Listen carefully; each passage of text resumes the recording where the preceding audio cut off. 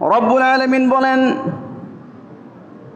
দুনিয়ার সকল মানুষকে আল্লাহ তাআলা ডেকে বলছেন তার মধ্য হতে যারা মুমিন ঈমান এনেছে, আল্লাহ রব্বুল আলামিন শুধুমাত্র তাদেরকেই ডেকে বলছেন, দুনিয়ার জীবনে চলতে তোমাদের পিতার মহাব্বত তোমাদের অন্তরের মধ্যে আছে, তোমাদের মার মহাব্বত অন্তরের মধ্যে আছে, তোমার সন্তানের মহাব্বত তোমার দিলের মধ্যে আছে, আরও আত্মীয় স্বজন এবং ধন সম্পদের মহাব্বত তোমার দিলের মধ্যে আছে।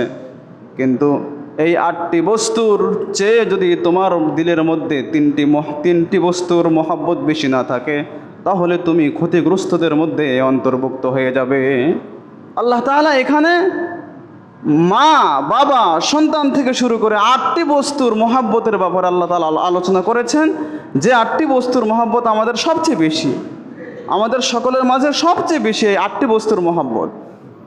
কিন্তু আল্লাহ তাআলা বলছেন যে এই 8টি বস্তুর মধ্যে হতে যদি কোনো একটি, আমি যে 3টি বস্তুর কথা বলেছি, এই 3টি বস্তুর উপরে চলে যায়, বেশি হয়ে যায়, তাহলে আল্লাহ রব্বুল আলামিন বলেন, আল্লাহু লা ইয়াহদিল কওমাল ফাসিকিন, তুমি ফাসিকিনদের অন্তর্ভুক্ত হয়ে যাবে, তুমি পথ পাবা না। তুমি যদি পথ পেতে চাও, সরল সঠিক পথ পেতে চাও, তাহলে 8টি বস্তুর চেয়ে 3টি বস্তুর মহব্বত তোমার দিলের মধ্যে বেশি থাকতে হবে। 1 নম্বরে আল্লাহ তাআলা বলছেন, আহাব্বা ইলাইকুম মিনাল্লাহি ওয়া রাসূলিহি ওয়া জিহাদিন ফি সাবিলিল্লাহ। 1 নম্বর হচ্ছে রব্বুল আলামিনের মহব্বত, তোমার পিতার চেয়ে, তোমার সন্তানের চেয়ে, তোমার মার চেয়ে, তোমার স্ত্রীর চেয়ে, তোমার পরিবারের চেয়ে, যত মানুষ রয়েছে সকল মানুষের চেয়ে রব্বুল আলামিনের মহব্বত তোমার দিলের মধ্যে বেশি থাকতে হবে। আল্লাহ তাআলার মহব্বত সবচেয়ে বেশি থাকতে হবে, আল্লাহ তাআলা 1 নম্বরে বলেছেন। 2 নম্বর কি?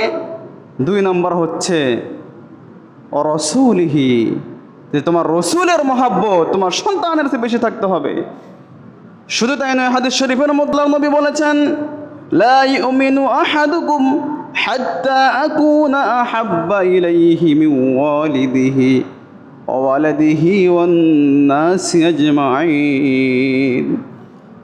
আল্লাহর নবী বলেন, তুমি ঈমানদার না, তুমি মুমিন না, ততক্ষণ পর্যন্ত পরিপূর্ণ মুমিন হতে পারো না যতক্ষণ না তোমার স্ত্রী, সন্তান, তোমার পরিবারের চেয়ে তোমার প্রিয় রসুল যদি তাদের চেয়ে সর্বশ্রেষ্ঠ মহাব্বতের দাবিতে 1 নম্বরে না হতে পারে, তাহলে তুমি প্রকৃত ঈমানদার